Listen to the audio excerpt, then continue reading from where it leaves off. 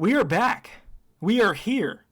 We are going to talk about the ugliest fairy type Pokemon in every single generation.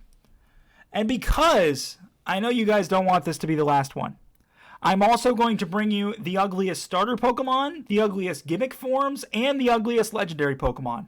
So do not miss out. I will be releasing all of those as well.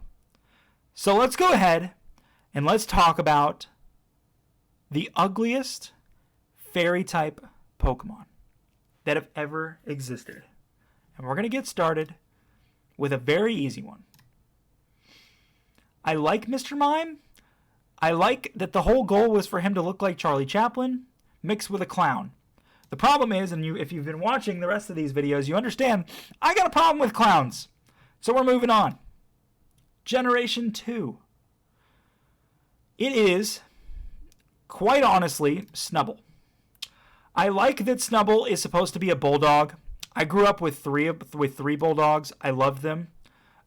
They can be very annoying and they can snore at times, but they're very lovable, very, very loyal dogs.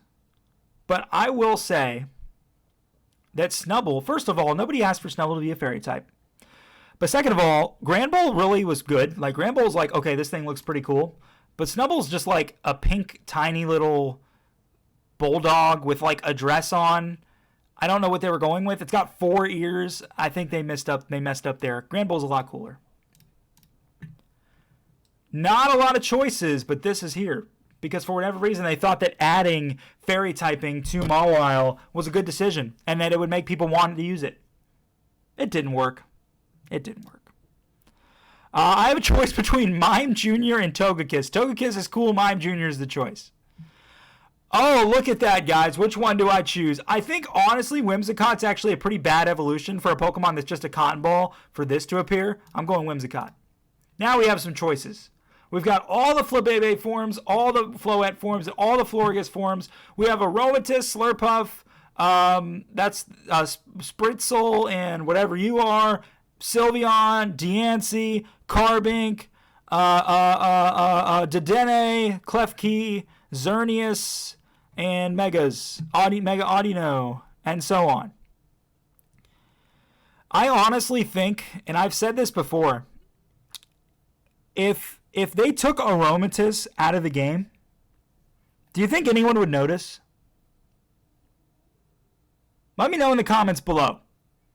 Because I have a pretty good feeling that Aromatisse could be taken out of the game and removed from the Pokedex forever, and no one would know that it's gone. That's all I need to explain. Generation 7. There are some really good designs for Generation 7. And then there are the disappointing Tapus.